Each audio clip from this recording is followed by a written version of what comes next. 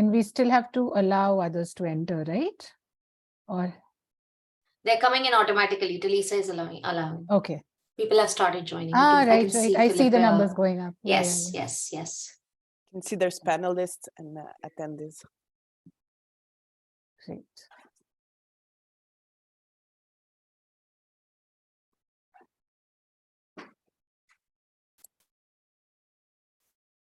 Hello. Welcome, everyone. Excited to see you all here.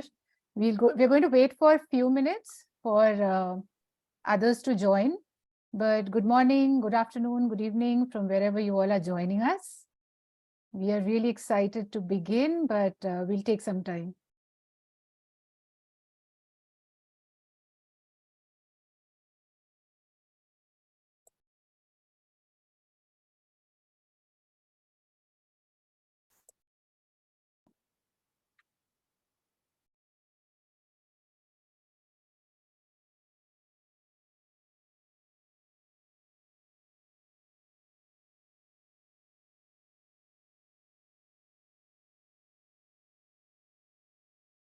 Lisa, the chat feature can be accessed by everyone, right? Yes, the question and answer feature.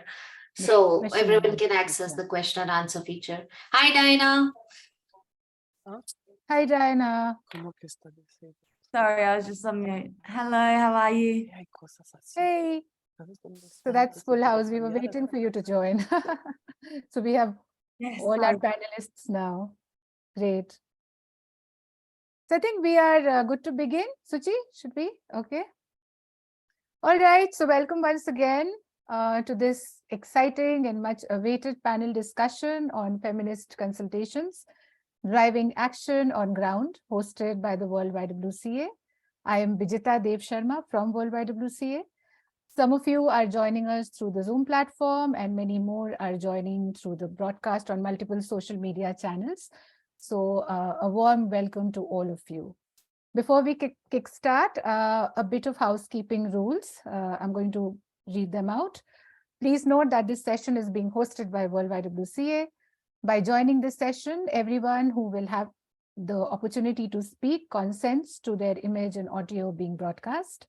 By participating in the panel, you have agreed to behave professionally, respectfully, and be culturally sensitive towards other people, to promote the principles of respect, diversity, and inclusion, as well as to actively prevent and not engage in abusive behavior of any kind that leads to any harm, prejudice, discrimination, or harassment against any person. We encourage viewers to adhere to the principles and be respectful to everyone and sensitive to their cultural realities, experiences, and expressions. We recognize that freedom of expression for anyone is important, but we emphasize the principles to treat all other people with dignity and respect at all times. If you do not adhere to these principles, you will be removed from the panel. World YWCA does not accept abusive behavior of any kind. Now with that, I am just directly going to jump into the session by inviting our moderator for the day, Dr. Suchi Gaur, who's Director of Global Engagement and Impact, World YWCA. Suchi has over 15 years of experience in the social sector at the intersection of gender, health, and technology in nonprofit, startups, and research organizations. As World YWCA's Director of Global Engagement and Impact, she leads programs, communications, engagement, and advocacy to bridge access and delivery gaps, advocating for rights-based policies. Dr. Gaur has led the creation of key World YWCA tools like the Feminist Consultation Methodology, Safe Spaces Guide, Rise Up Young Women Leadership Guide. She leads partnerships with donors such as the Government of Australia, the World Health Organization, Christian Aid, Norwegian Church Aid, to name a few. At the World YWCA, she's prioritizing centering young women's leadership and intergenerational solidarity. She's also part of a number of expert advisory groups and holds a PhD in participatory community communications and emphasizes decolonizing research, evidence building, and focusing on power and language. FCM is an example of that. She has also been recognized as one of the 50 global gender mentors on gender equality for youth leaders by NGO CSW Forum. Over to you, Suchi. Thank you so much, Brigitta. Hello, everyone. Welcome on behalf of World YWCA to this brilliant panel that we have been waiting for a long time. We have some amazing lineup of speakers today, and I am not going to take a lot of your time before we actually start hearing from those amazing speakers. But I do want to start today's panel with a remark that a young woman shared with us early this year. At CSW, the Commission on Status of Women, World YWCA had a delegation of 70 plus leaders from around the world attending the event, the global event. And we also hosted a parallel event on the feminist consultation methodology where we had some team members of our present speakers as well present. And I remember that after the parallel session, a young woman walked up to me and she said, "Hi, you don't know me. I landed on this tool of feminist consultation methodology a week back. I spent nights reading this comprehensive 180-page document. And just because everything was so intriguing," she said, "I'm just so pumped as a young woman to have something that in my hands today," because we also gave physical copies during the panel. I'm so pumped to have something in my hands today, a product which globally I've been craving for and I've been trying to look forward to, and there has been nothing that exists out there. This makes consultations, evidence building, this makes literally basic research processes so feminist, and I want to really thank you for this. And she didn't know us until that work. And she had walked into our panel, she had read about it somewhere, landed on the feminist consultation methodology. And we launched this feminist consultation methodology only last year. So for us, it was a sign of the need of the tool. It was a reminder how critical this tool is. And it was also something which made me as a YWCA leader very, very excited to share it with the global feminist movement and the world. World YWCA is a feminist movement. We are one of the oldest movements in the world, oldest women's rights movement in the world. And for us, one of the critical and most important thing right now is the fact that till date, despite us existing for 180 years, various other feminist movements and women-led movements existing for 180 years, it is shocking that less than 1% of gender funding reaches women-led movements, reaches feminist movements. And it is becoming even more and more difficult to advance rights and justice for women and for different genders around the world, especially those who are coming from underrepresented communities. Women's voices, especially those of young women, do not find space in many of the movements around the world. And they are often unheard due to the intergenerational baggages that we all carry. In this context, in 2018, World YWCA came up with a plan which is very relevant to our goal 2035, that in order to engage and reach more young women and girls who can transform power structures till 2035, we realized that one of the most basic things that we need to work on is to create a tool that helps center the power and provide agency to young women, to youth, by which they can not just shift the way processes are led to make them more participatory, but also co-create the realities they dream of. That is why in 2018, we envisioned the feminist consultation methodology. And it was a long and strong process. Talisa, can you go to the next slide? It was a long and strong process, which we worked on with young women from around the world. It was created in 3 phases with series of young women leaders from around the world. And during this period, as you can imagine, COVID also happened.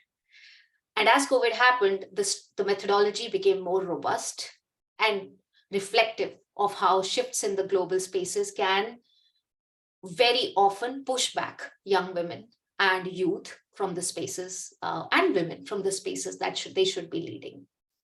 Our World YWCA's feminist consultation methodologies approach is based and rooted in feminist storytelling. It's based in unraveling feminist evidence, the stories and the realities of women and young women, unraveling evidence and research that they can benefit from, that they can own, that they can stand up and say, this is our reality.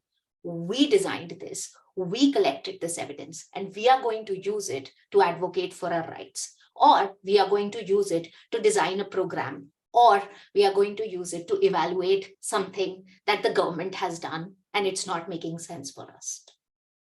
It also kind of focuses on undoing the power imbalance that exists in the research space.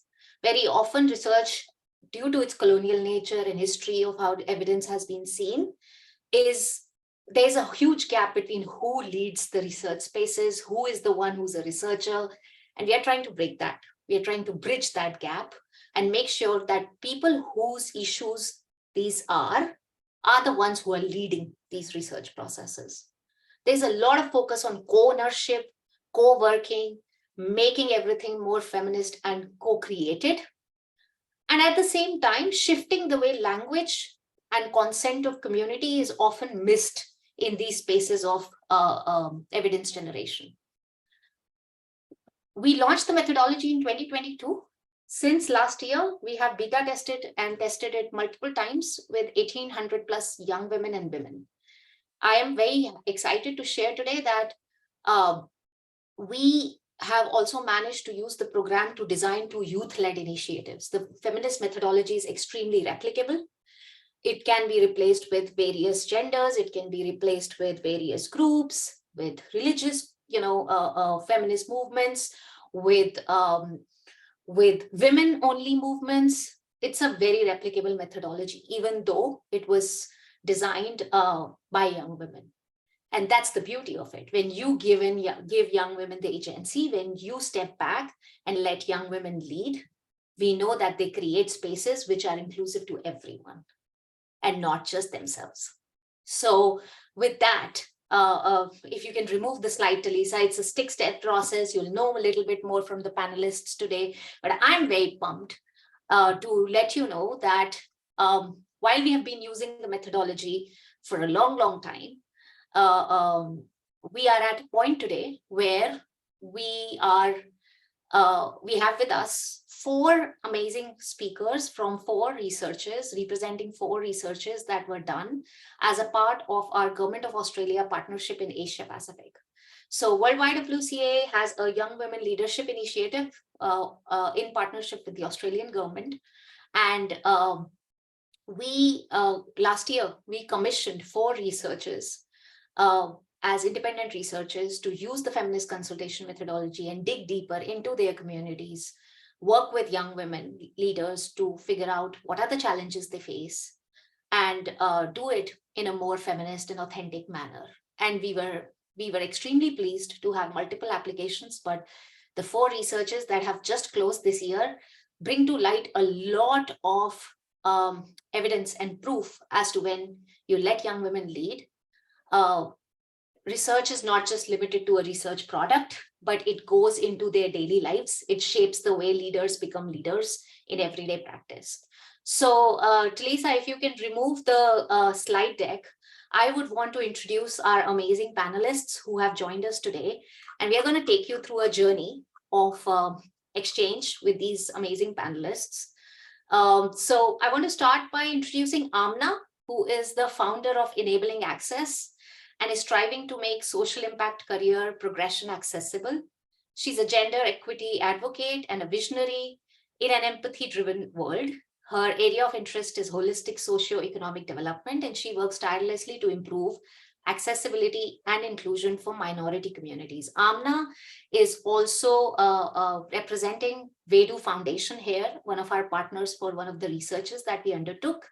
And she's going to be sharing a lot of amazing, she was the co-lead for that, and she's going to be sharing a lot of amazing work from Vedu's work. Amna, if maybe you can say hello to everyone.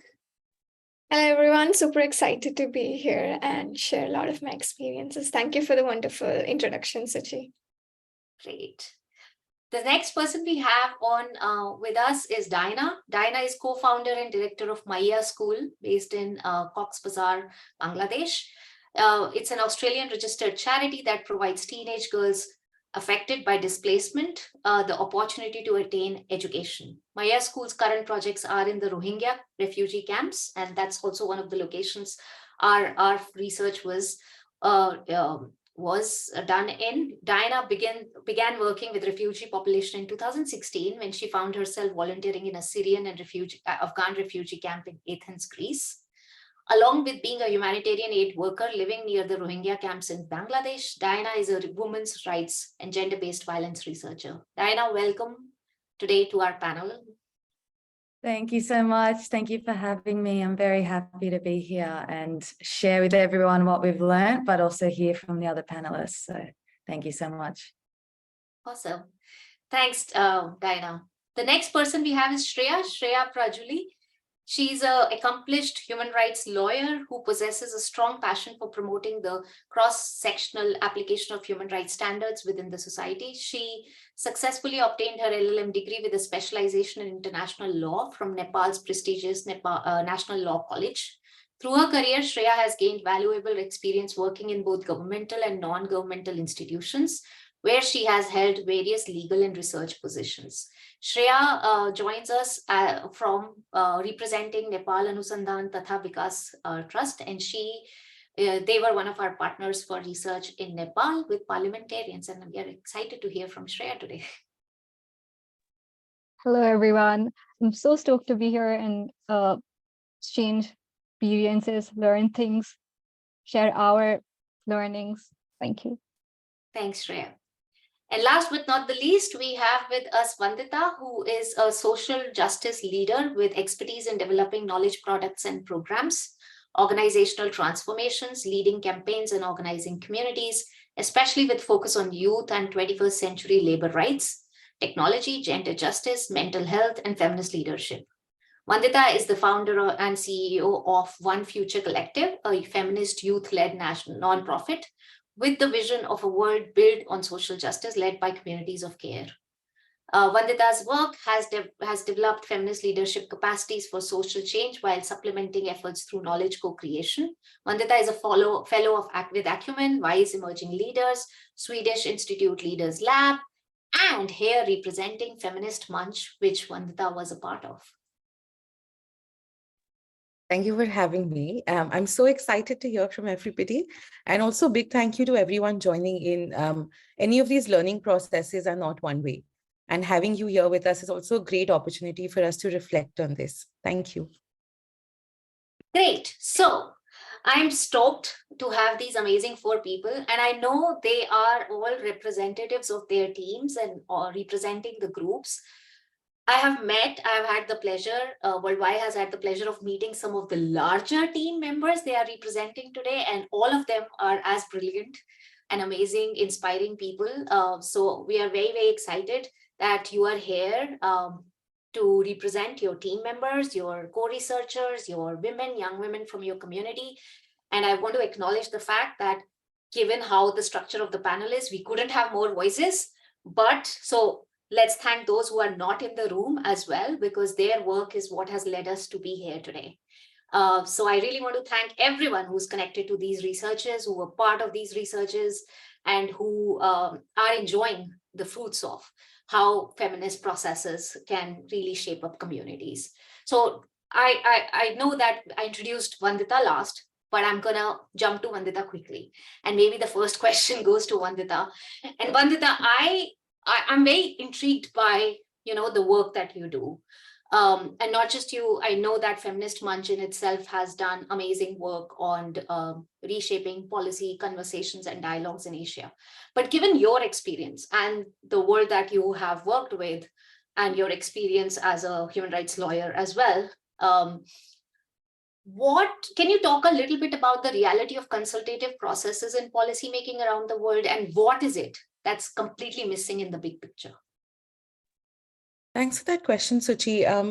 I feel like this question became really alive for us, especially in the Feminist Munch process, and also draw upon a couple of other things outside of the process. I think something that's really missing from consultative processes as they exist today is they don't really see issues end to end, which is a big gap that exists, is that even if they do consultations, there isn't a closing of feedback loops, and decision-making remains with a select few, right? Even just questions of who sets the agenda for the consultation. What are things that are allowed in the consultation and what are things that are not? How do we account for diversity of voices, and how do we account for the fact that a diversity of voices means people will show up differently in a consultation process? And I remember when we were doing this with Feminist Munch, it was beautiful because it was a constant iterative process for us. And it was also challenging. So I'm not going to say that this is easy, but I think recognizing that traditional policy has this gap and we must not replicate it while using the FCM, we use that as a guide to say, let's not see this as a point where you stop working, where this sort of conflict and barrier becomes a point to say, okay, we can't do something, but to use this as a point of generative conflict and to use this as a kickboard, like a springboard sort of point and say, we have this opportunity to do something new now. So I think with Feminist Munch that really worked. I'll give you a couple of examples. We struggle with technology access, right? And that makes me think about how consultations and policy processes, like I'm a lawyer, they come out with, in India especially, they'll put out like a memo online. There is no way for someone who doesn't access the internet, like my mother would never know that that process is even happening. So how do we bridge that gap? And we did that with Feminist Munch. Our core community of leaders took this process to offline communities and fed those processes back into our main documents. So it also then speaks to me of the responsibility of those who have tech access. Something else that came up is we were a bilingual team. Some of us spoke English, some of us spoke Hindi. And just developing the patience to engage with different languages. And not to say that the solution now is to do all of this in one language because it's easier, but to create space for that. And again, I'm going to go back to my point on responsibility. Those of us with privilege and access took on the responsibility, and I don't think we did it perfectly, and it's a learning process, to make sure that we are creating spaces where different languages can coexist. Because all of these are points of access into a policy process as well. And inherently, they become questions of power, right? Language, tech access, they are about who has power and who has access. Outside of the Feminist Month space, another place that I suggested the use of this methodology is I was looking at a project with regard to sex worker rights in Germany. And, these are more progressive laws than other parts of the country. But when you do a deeper reading of the law, you can tell that they just didn't talk to sex workers. Something as simple as that, right? And that's where a lot of the protest from sex workers is also coming in, because some of the solutions that the government and policy processes have come up with don't account for the very simple lived realities of sex workers. Things like sex workers have children, and those children go to school, and stigma around sex work still exists. So you can do whatever you want to do in policy, but till you're not tackling that, how are you bridging the gap between my rights as a laborer, as a worker, and my rights as a mother or as a parent, and as someone who still has to drop my kid to school and does not want to be heckled when I drop my kid to school, right? And we suggested this, and it was very interesting. We suggested this in the design justice process, and there was an absolute buy-in for it, simply because it spoke to the biggest gap, that just like go talk to the people who this is going to affect. So yeah, I don't want to take up more time, but I think these were two things that really worked for me in the process. And the fact that the process doesn't require or expect perfection.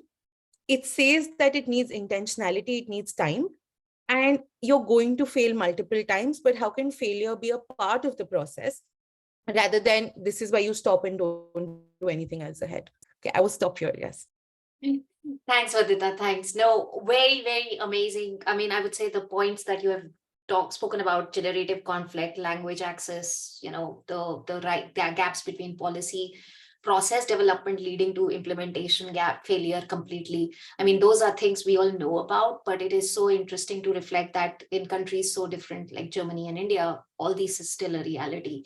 I want to jump to, I'm very mindful of time, so I would request all our speakers to keep it 3 to 4 minutes only, but I want to now jump to Dinah. Dinah, amazing work being done in the Rohingya young women adolescents community.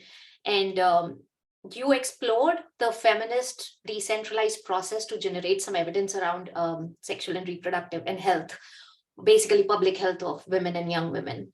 How has the process been for you? What, according to you, stood out around using feminist processes in Rohingya context? And this comes very live from where we are coming from, Bandita's response, because again, a very underrepresented community in the policy space. Yes, Dinah, exactly. Thank you, Suchi, for the question. Yeah, so the girls not only research sexual and reproductive health access, but health access in general for them in the camp and how it impacts their health seeking experience.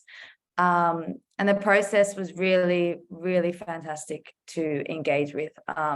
Me and my NGO partner, Philippa, were absolutely blown away by the girls and their capacity and their willingness and their enthusiasm to be involved and at the center and at the core of this research. Because, you know, for a population that is so disempowered and stripped of agency and dignity, there's no certainty over the future of their lives. They have no agency over their, you know, day-to-day lives. They don't really have many rights in the Rohingya camps, the largest camps in the world. So to be working with such a vulnerable population that is also over-researched and generally just passive participants, and there's a lot of literature to show this, and this is very common as well, like in other refugee camps globally, you know, they're just over-researched, but very rarely is such a feminist participatory approach used. So that kind of further disempowers this population. And then working with one of the most vulnerable demographics within that population, which is adolescent girls, because they're so invisible and so silenced in the camps. Honestly, it was such an honor and a privilege because we really saw their power, you know, like the process puts them first. They decided the research topic, they decided the direction, they were so opinionated, they were so open with us, they were so driven despite all the challenges that come with teaching adolescent girls that are largely like illiterate in a remote refugee camp, where you can't really have live internet access or anything, you know, so many challenges we faced, which I'll go into a bit later. But despite all those hurdles, our girls were just absolutely amazing and inspiring. And it kind of really demonstrated to us that this research methodology should be at the heart of every single research project that is going on, not only in this Rohingya camp, but every camp around the world and other vulnerable contexts of crisis and displacement.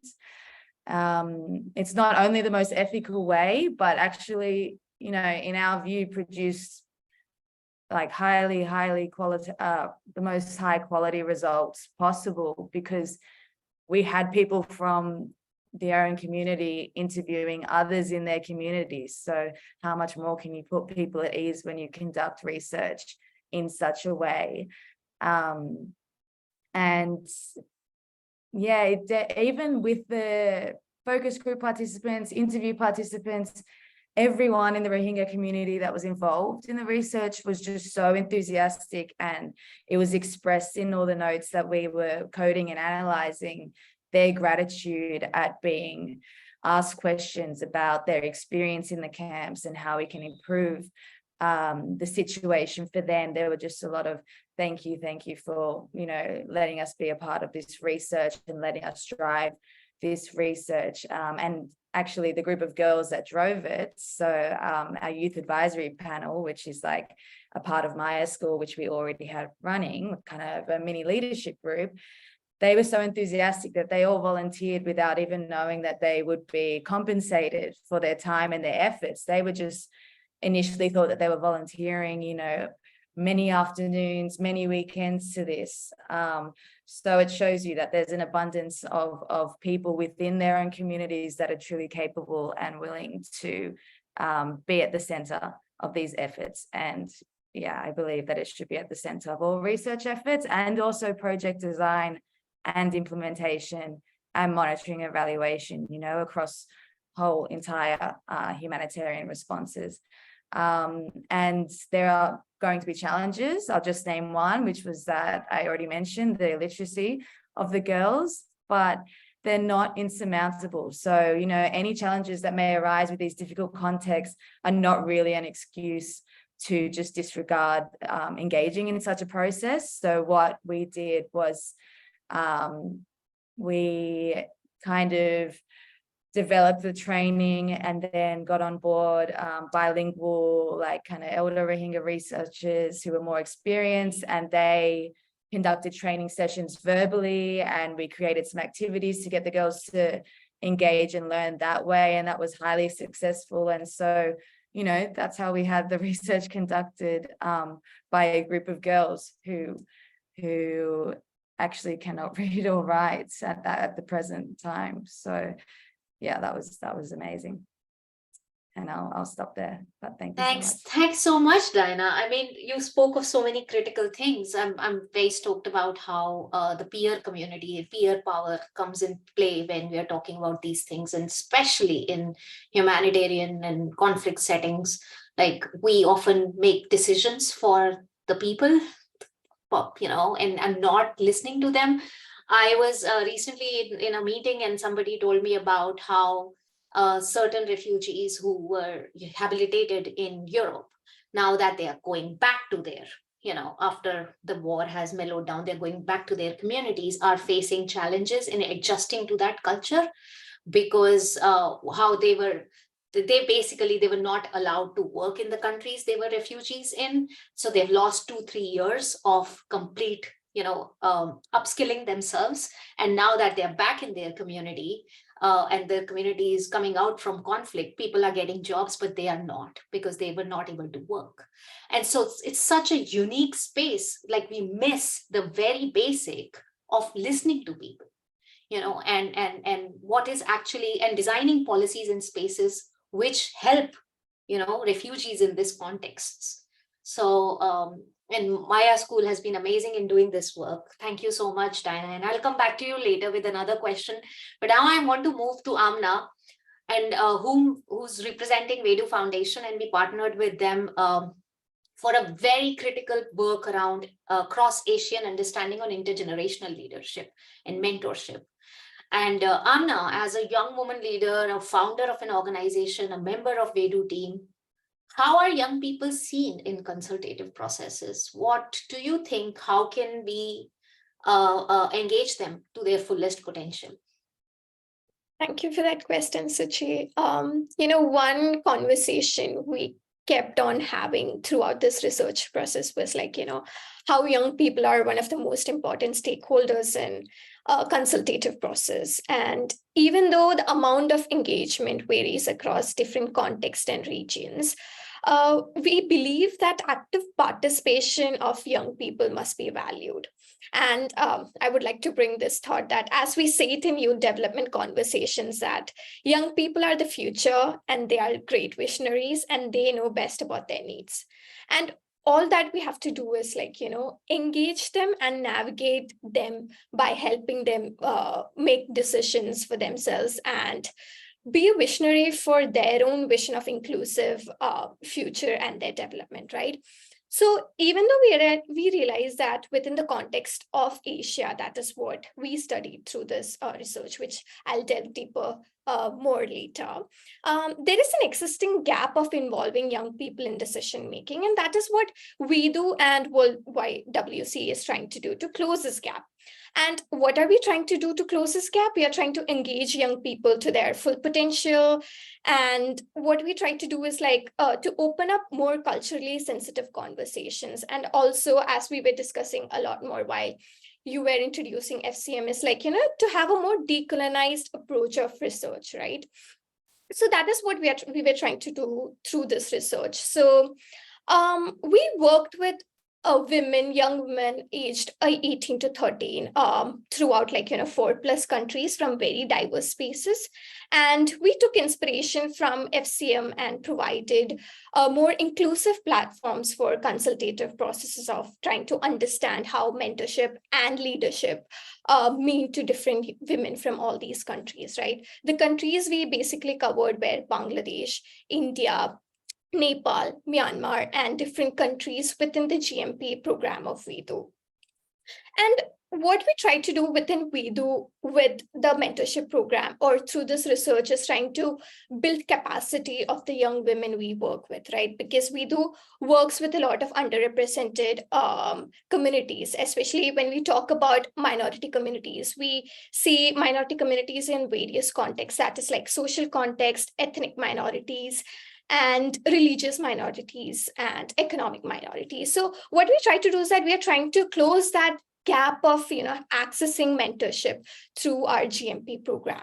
So we try to build capacity of these young women through mentorship by connecting them with mentors who have already achieved a lot within their field throughout the world, right? And we try to help them build their capacities, and that's what we also try to push, people supporting decision making, or people who are supporting youth development to do also, to invest in youth development activities that help provide youth to build their capacities, because that will help them navigate the challenges that are in present too. That is, as I mentioned earlier, that consists as a gap to be in a space of decision making.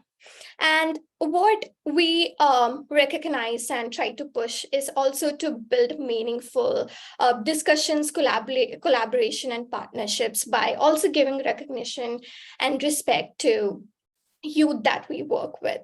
We also had a strong feedback mechanism throughout our research to understand and also give women we worked with space to let us know that, oh, okay, maybe this way of you guys doing your focus group discussion is not working for us, or the way you guys are asking the survey or us to fill this form is not working for us. So can we look at it a certain different way, or can we look at it in a very different way in this particular cultural context? So, the best thing about FCM that we adapted and we also recognized and kept talking about was the fact that even though there are specified ways of doing research, we were also able to pick and choose and adapt it in a more very culturally sensitive way. And that is what stood out for us. And I think, and we all also believe from WIDO, is that is what actually made this research a huge success too, to be able to adapt and bring our own realizations and also include the women we were working with.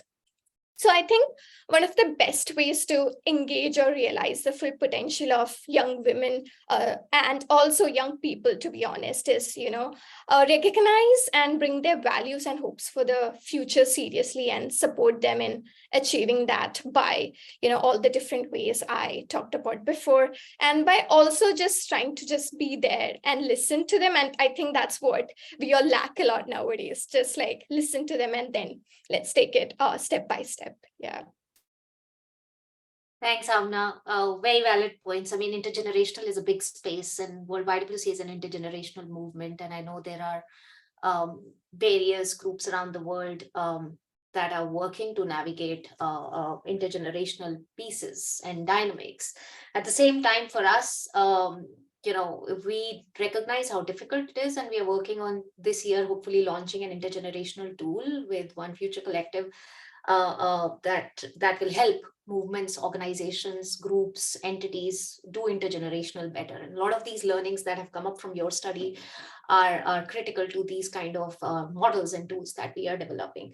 I want to quickly jump to Shreya. Shreya, you work in Nepal, very unique place, especially with respect to the kind of youth parliamentary activities we have in there.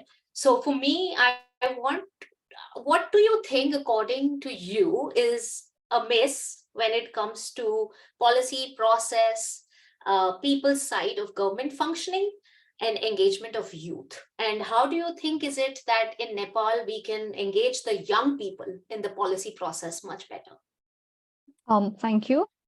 I'd just like to point out that, while initially, while we were trying to identify our co-researchers, we were struggling because we couldn't find anybody below 25 or like between 25 to 30. So we had to go for the parliamentarians who were like above 35 only. And I'd also want to state that in Nepal, there are three major parties, like political parties: Congress, Male, and we have a Maoist-led party. So I think the culture set by those parties has always been age equals to power, and the youth leadership or youth representation has always been like for tokenism. Like it's never really been a decision-making, power. It's like the engagement is much. Like if you talk about engagement, youth mobilization, youth engagement, especially to push the agenda of the party or for candidacy, for mobilization, it's always been there. But while we're talking about decision making, then the participation has been like bare minimum. So I believe it's also the cultural thing, or like, I don't know, the political cultural thing that Nepal has been always been a part of, due to like the party that has always been here since the beginning. But also there have also been like many youth-led parties coming forward these days, like Rajya Sabha Rashtra Swatantra Party. We have many young leaders, youth leaders who are being recognized these days. But it's also been like when we were talking about our co-researchers in our event, I think the thought process, even in their thought process, it was been reflected that they do not believe the young leaders, the youth leaders, to take the onus or to take the responsibility to take the agendas forward. And there always been that thought process was reflected throughout the event, especially even when we were like on day one, when they like first saw us, and they were like, can we have someone who is more aged, like someone who is much older than we are, because we clearly weren't. But that slowly changed over days. But that thought process has been very prominent in the parliamentarians, the co-researchers that we meet. And another major issues in the government has been like the lack of autonomy in provincial and federal level government. In local level, there has been a certain level of autonomy where they can function properly. They have a separate budget allocated with what they can conduct, or they can push the issues, the narratives that they want to. But in federal and provincial level, they could not. One such co-researcher had shared with us, like while she was working in local level government, she was able to provide a separate room for like pregnant women, for lactating women, so they could like cater to their needs. But while she started working in provincial level, she could not, because there's this whole law being like, you have to pitch ideas there, you need sponsors, donors. So she was not able to do as much she could while she was in local body. So I think those things still exist. And there's like a long way that we need to go. But having said that, I also want to state that there has been change, like the youth have been engaged, and slowly they are coming forward. So I think they are having more say in the process, especially in terms of policy making, because there are like new laws that have been passed down lately. We recently had an interim order from the Supreme Court to legalize same-sex marriage. Well, it's still an interim order, but that's still a step. So I like to stop there. Thanks, Shreya. And yes, we do recognize Nepal is the first Asian country actually to do that, which is just brilliant. And it's been celebrated all over social media. And so much, for taking that critical step in towards gender equality, hopefully. But thanks for sharing all the work around the youth piece and the parliament in Nepal. It's often missed, it's often unseen. I want to now go to Diana. And Diana, we really are very keen on hearing a little bit from the evidence side that was part of the core group members who led the feminist consultation, and what were some of the findings that you came up with, because you were working in the health space in Rohingya camps. Yeah, that's correct. So essentially the research participants really wanted to investigate the healthcare experience of their own demographic, adolescent girls in the camps, because they had been saying to us over and over again, there's so many issues, you know, we want to investigate this and speak to the community about potential solutions. So essentially with the 34 Rohingya camps that are in Cox's Bazar that can comprise the mega camp, there is apparently sufficient coverage throughout all the camps of healthcare facilities, so they should be accessible for everyone at any time. However, our research actually uncovered, and this is from the information gained from people of all demographics, so older men, older women, adolescent girls, adolescent boys, and healthcare providers themselves. The research just revealed that adolescent girls pretty much entirely avoid seeking healthcare due to multiple different issues with the way that the healthcare centres are kind of structured and run. So their experience is almost universally associated with shame, dignity erosion, fear, mistreatment. And due to this, they avoid going to the healthcare centres, or when they do go, they have such a bad experience in general that they just are too afraid or reluctant to go back. And everyone could tell us exactly why, their own community. So it's due to the healthcare centres not being socioculturally appropriate, women and girls having to be, you know, lined up for hours in the middle of the day in full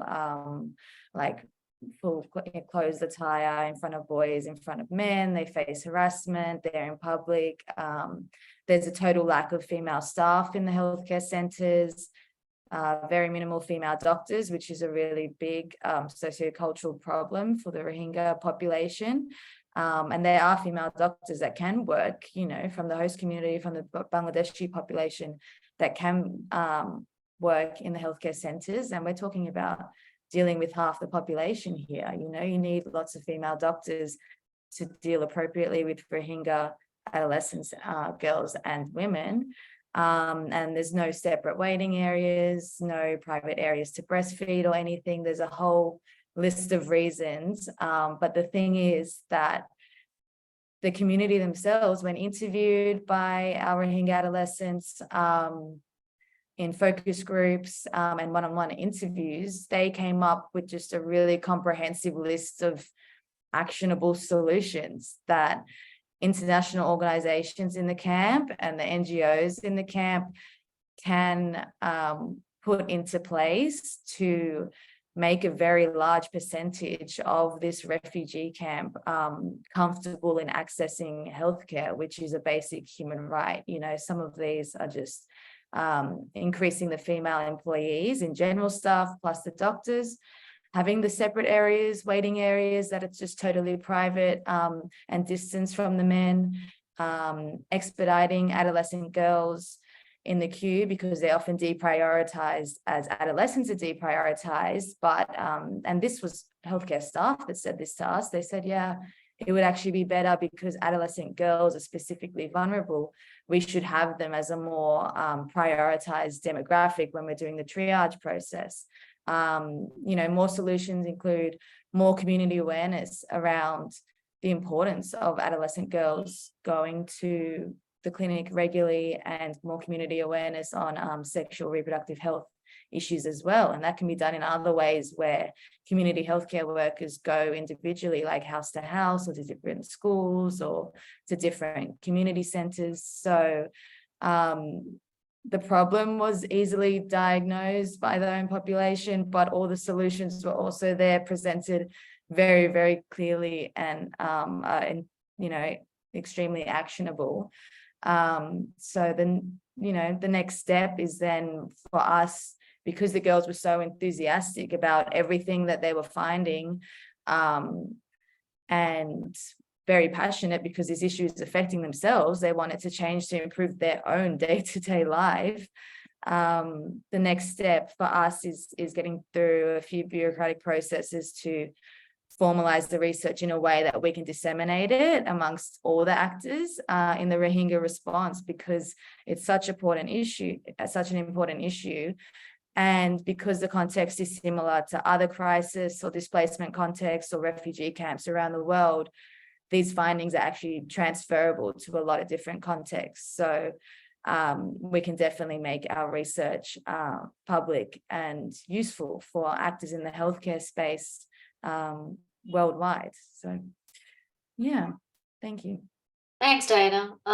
Again, I mean, so critical. Sometimes feminist processes are just the start of something that will lead to something at a larger scale. We really hope that is the case for this kind of rich evidence that you have generated with the young women, with the adolescent girls, and it's truly heartening. Just a note, we did talk about the Maya schoolwork in one of our sessions with Accountable Now, a global accountability space, and they were stoked. Everyone was very stoked listening to this work, and it's really exciting. And soon it will be published as a part of a case study with the larger piece around the FCM tool. The feminist consultation methodology is being recognized as a tool for how to co-lead, locally lead processes.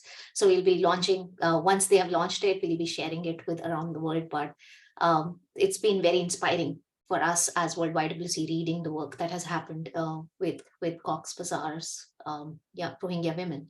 I'm Vandita, I mean, you know, it's coming from Diana's experience. I'm keen to hear about the examples of the leaders who are leading Feminist Munch and who are leading this consultative process.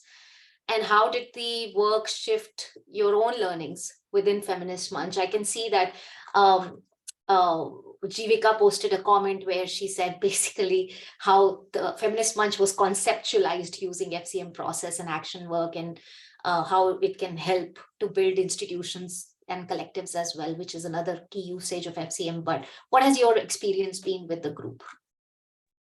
Thanks for that, Suchin. Also, everything that everyone has shared is so insightful, and I'm really glad to be able to take this back to Feminist Munch as well. I'm going to pick off from where you ended, Suchi. I think the beautiful part of this was, and I think we discussed it in one of our internal Feminist Munch meetings, was this was meant to be an action research project, right? And that's what we were using FCM for. But we have come out of it with a community that is going to now surpass the duration of a research project. And that is really valuable, because something that often happens in policy consultation processes is you're always starting from ground zero again and again. But when you undertake a process where you're able to build community and just a system where people engage between moment to moment, I think that creates a strengthening of the process. And it also allows for a lot of institutional memory to come in.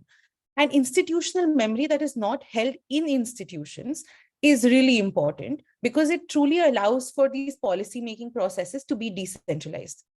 And I feel like that has happened very strongly with us, because we're a bunch of people that come from very different backgrounds, but we're together now. And that sense of community is not going away, right? So I wanted to start off by saying that that is something we felt very strongly. And that is something that exists. Like, we're even planning to meet up together once in India, right? Like towards the end of the year. But apart from that, I think a couple of things that were learnings for us were, people are different types of leaders. And how can we hold space and processes for people to lead the way they want to? Because there is also a very traditional idea of leadership, right? Maybe someone doesn't want to co-create. Maybe someone wants to be told, this is what you do.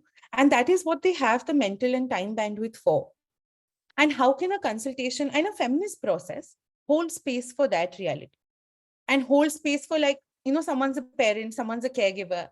And that also impacts how we can show up as leaders. So I think that was something that was really beautiful in practice. And I know this might be a bit of a divergence, but I think this could be a really useful insight for like HR policies and organizational policies and ways of working. And I know it's perhaps not linked to what it's meant to do, but I thought that was really useful for us, because another stream of thinking that came up for us, and it's reflected in our report as well, is what are questions of accountability, co-creation, and working without hierarchies that come up when you use the FCM process? And what does that mean in a space like the Feminist Munch? So are people, like, questions like, are we willing to give up who we are as individuals for a collective purpose? How much caregiving burden are we willing to take on for each other? without hierarchies mean work never really gets done, right? Or only two people end up doing the work? These are complex questions. I don't think we have answers for everything, but we do have suggestions and we have things that work. So I feel like these are ways in which we shifted as Feminist Munch over time. I think recognizing that we don't have to be doing this process perfectly. And I do want to say that Jivika and Maitri, who started off this process, they came with some of this knowledge. I think they came with an acceptance of this is not going to be perfect, but I don't think the rest of us really did. And then incorporating the feminist consultation methodology helped us get there. I think I'll just say like two things I want to definitely talk about is for us, the feminist consultation methodology provided like building blocks. So rather than using it as a step-by-step process, for it was more of a web-based process, right? In different moments, we were able to use different things and we were guided a lot by the values and ethos of the methodology. So I think that was really useful. And I want to talk, I think the first part of the question around the work of feminist month leaders, right? And how that can change how policy is created. I think I'll go back to my first answer, is just being able to take policy to people. I think that bridge is so big, especially in a country like India, where digital literacy and access is so limited. I think that's what we were able to do. The feminist munch leaders were able to take very important policies to people who are affected by it day to day, but will never have a say in the official processes. So I think I would say that would be step one. I think other things were being able to bring our identity into policy, being able to bring the fact that, I think we've written this in our report, that our experiences of our lives are gendered and that they are intersectional. So our religion, our caste, our geographical location play very strongly in who we are and how we show up as leaders. And being able to bring that in makes us design policies that then account for our realities as a central theme of the policy. We are not an afterthought. I think the process changes that. People like us are no longer an afterthought or an addendum to the policy, but we are the people the policy is designed for. And by default, that includes everyone, right? Because if you include the margins, you include everybody. And I think that would be a key shift. I don't want to go over time again, so I will stop. But it's been a really beautiful process. So thank you.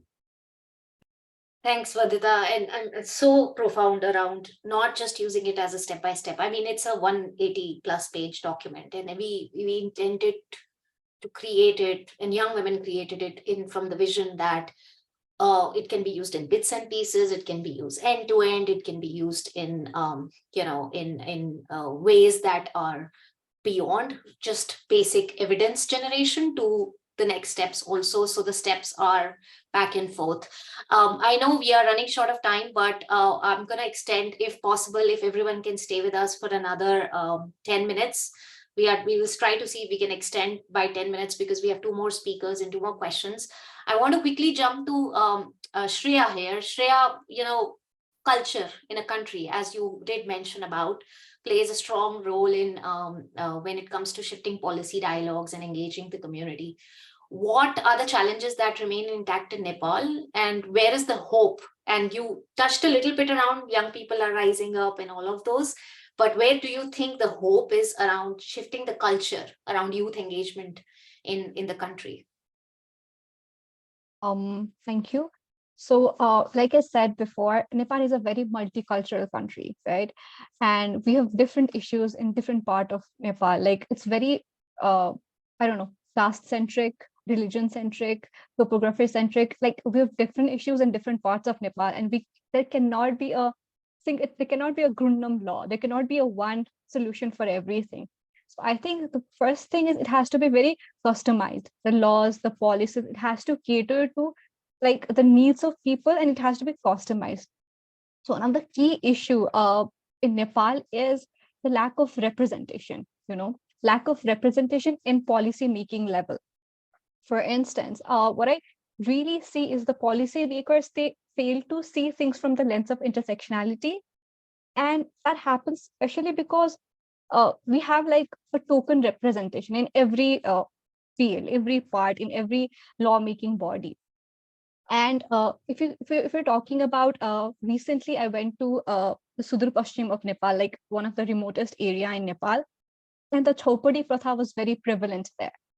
It's like when menstruating women are like made to sit in isolation till the duration she is bleeding, right? And we were not we had zero access to any dairy product, like be it milk, yogurt, ghee, like nothing, because if any they would not give it to any outsider, because and we were being watched, like if we were like on our periods or not. So the situation was very dire there. So I think it has to be custom made. The social and cultural aspect in every part of Nepal has to be taken into account. And talking about the disaster risk management laws, because that's what I was working recently, it's seen that they have failed to recognize the needs of minorities. Like, do they have access to resources or not? So these things are often these mistakes are being often done while making laws in Nepal, be it the laws regarding sexual and reproductive rights. The laws are very contradictory. Our criminal code and the acts catering to the particular need is very contradictory. And I think it happens because somebody else is deciding things for you, and the people who are actually being affected are not in the policy making level. And even talking about quota system in Nepal, like it's mandatory for there to be like, for instance, one female, be it deputy mayor or mayor in every ward, right? But it's always seen that the mayor is male and the deputy mayor is female, And I think it's because of how our society is structured, how it's been, that's the patriarchy is so ingrained, the sexism is so ingrained that you can see it in every level. So that really, you can see that even in our laws and policies, and it does matter. It's the parliamentarians who shared their experiences. They shared that they were accused of sleeping with leaders, party leaders, to reach where they are right now, and not just by media, but also within the party, by their own families, by the society. So that's how society perceives women as, and the ageism is also very prevalent, like I said before. So I don't think I don't know if it's country specific or it's just like that in general, but I don't think we as humans are ready to accept women and youths, like as someone who are capable of deciding for other people. So I think that's one of the major issues that we're looking here. And also talking about I think that is one of the biggest challenges, like the lack of representation in decision-making bodies, right? And talking about hope, like I said before, like things are getting better. There are young parties that are coming forward, so engagement is there. But I think the whole generation needs to change, and it does require some time. There are some really nice laws that are being passed, but there are also there was this recent notice by our home ministry which blatantly stated that the citizenship can be acquired from a single mother, but it also explicitly mentioned that the children of a single mother shall get their citizenship through their maternal side and not from their mother's maiden name, from the maternal uncle's side. And that particular citizenship shall be revoked if the father is identified at any point of time. That is a stark reminder of how the misogyny is so deeply rooted in our government, our judiciary, and how like every field, every body has been perpetuating it, So I think that is the biggest challenge, that I think the lack of capacity also, and it's not just by outside, even though, like you said, women and youth, how they how the society perceives them, but also how they perceive themselves.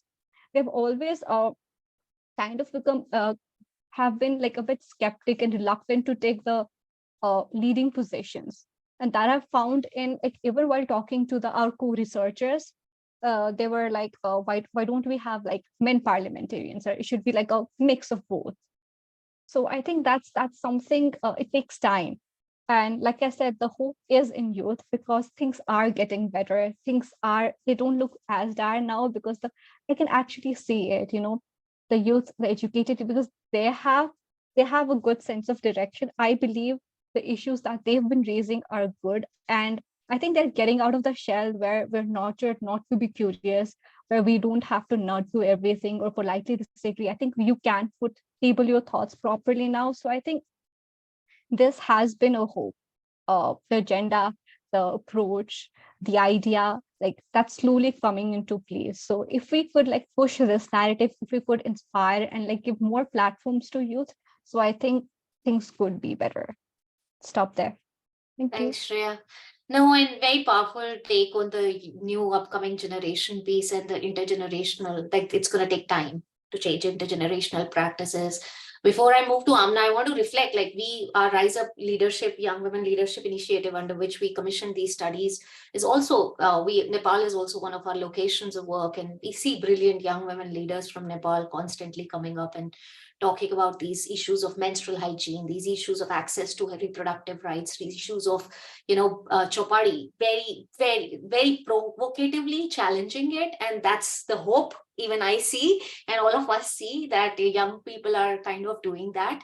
But going back to that intergenerational piece, I mean, Amna, your work, the mentorship project, what was the experience of the core group around leading that project and some of the findings that you had from the intergenerational mentorship research work? Yeah, can you share that?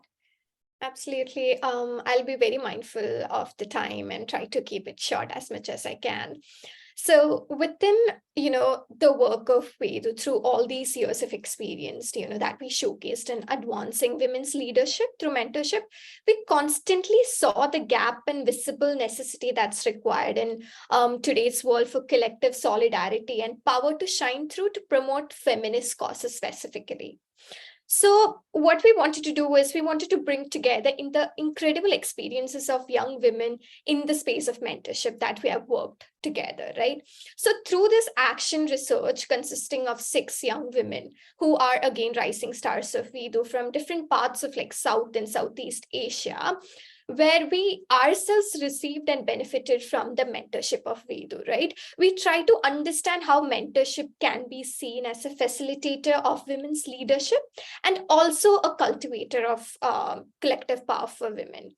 But we also, kept in our mind and used FCM to also confront our own biases, because we were also the ones who benefited from Vedu's mentorship. So while we were carrying out our interviews and surveys, we also wanted to confront our own biases and also keep it a more like participatory and open space, for which FCM actually worked out very well for us. So I would like to talk about our findings in 2 different ways. Our mentorship as a way to facilitate women's leadership, and also mentorship as a way to cultivate collective power for women. So throughout our research, what we tried to do was that we worked a lot around the way of addressing power. So we tried to see power in 3 different ways: hidden power, power with, and power within. So we try to harness hidden power and try to actively acknowledge that. And we also try to leverage the power within the core groups and the mentorship that was taking place. And also we wanted to nurture the power within, co-leading or collaborating and bringing people together, especially young women. To talk about mentorship as a process that actually facilitated leadership growth through building feminist values, that is already talked about in FCM. What we tried to do is that, or what we understood, or what our key findings was that, mentorship as a process we're able to establish and also bring out the reciprocal relationships that are inexistent of these relationships of mentorship. It also actively contributed for collaboration, and it also acknowledged that the whole process was non-hierarchical and also created a space for holistic support and respectful feedback that I also talked about in my previous question too.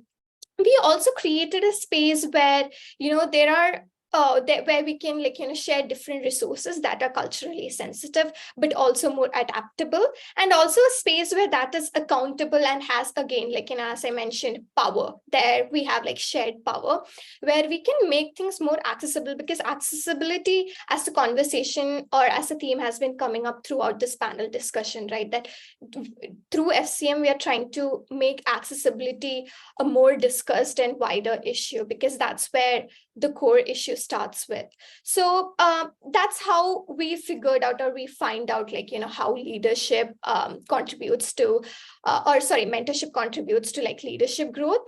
And when it comes to building collective power within young women through mentorship, what we try to do is, or what we try to do through mentorship and what we were able to understand was, mentorship is able to mobilize communities and also advocate for changes, right? Because we have been talking about intersectionality. So when we are talking about changes that are impactful and sustainable, it is important for us to go back and visit the culturally sensitive issues and try to see change or impact in a more culturally sensitive way rather than a more global perspective, right? So we also try to challenge status quos and build support systems through initiating collective power through mentorship. I mean, if we want to discuss a few examples, that would be like, creating peer support group for first generation female students, talking a lot about like, environmental justice, creating campaigns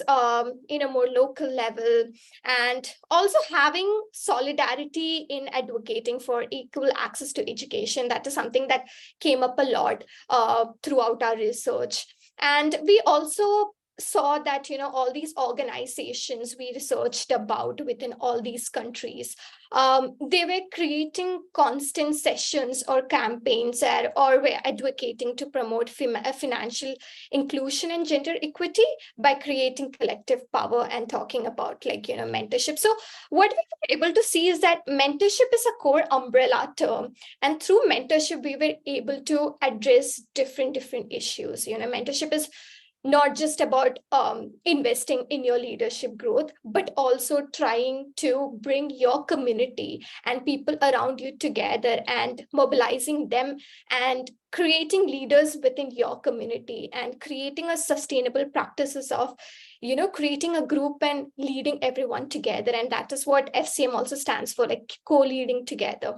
So I think that is what our core findings were. But throughout our research, what we were able to also understand and recognize and keep talking about and keep pushing about is the constant need for more investment within the impact space to foster mentorship initiatives, right? So I think that is what WeDo has been striving for and been working towards. And we have been able to make some really impactful changes. And we have seen a lot of results. Even this research project has been very successful in showcasing that research. So I think that is what we have been recognizing, and that is what we are working towards, to figure out ways and try to advocate for more investment within the space to foster mentorship initiatives.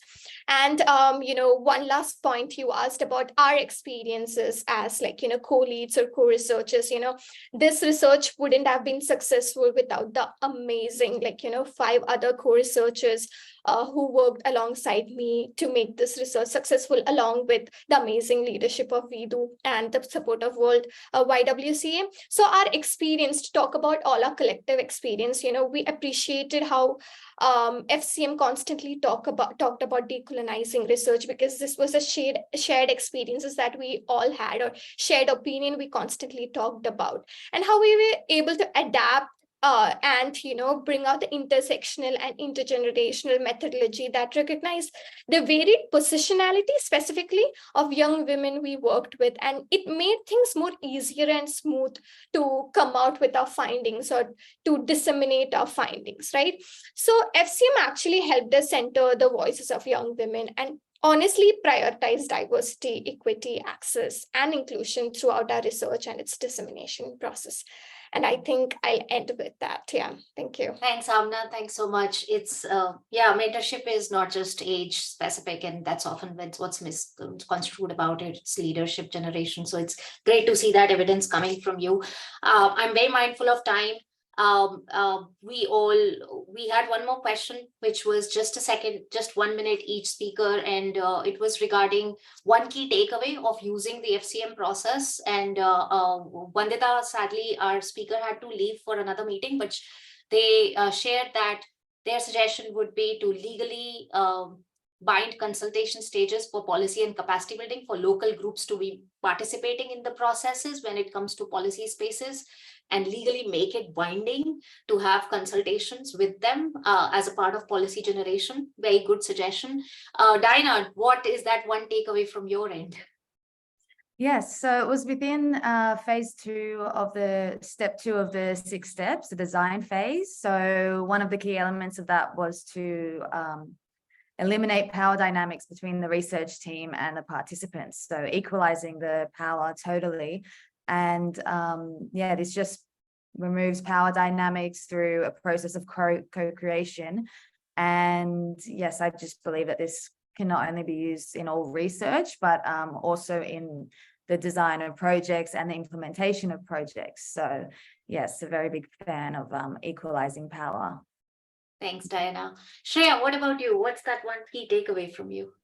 Mine is quite similar as well. My key takeaway was to eliminate the whole hierarchical thing because they were from different level of government, federal, local, and provincial level. So I think we were very mindful, and that was one of our house rule to not bring political thing and the hierarchical thing in the discussion. And I think that really increased the party, and also along with that, the participatory approach really helped us, and it also gave them a sense of ownership. And I think that's one thing that could be implemented in like every field, be it project, be it whatever. So, yeah. Great. And Amna, what about you? I think I echo with Diana and Shreya. I think the whole factor of bringing in power dynamics and not let it affect the whole research was one of our major key takeaways. And also one thing that stood out for us is the fact that the language of FCM, it was not so academic, and that is what inspired us to also make our research dissemination process or the report a bit more away from the academic language and make it more accessible for the general public. So I think the tone and language and also addressing the power dynamics is something that is my key takeaway. Great. Thank you all wonderful speakers and the wonderful audience. We have some questions, but we'll try to answer them late. I mean, we are running short of time. Otherwise, we would have dug deep on these questions. We've answered some of them.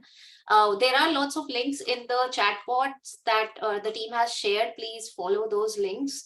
I'm just going to quickly wrap up because I think there are some of the key things that all of you have spoken about which stood out. And really, the audience has been listening to it very interestingly. We have some amazing comments that came in the chat pod around, the language inclusion. Who is missing from these conversations when it comes to their lives?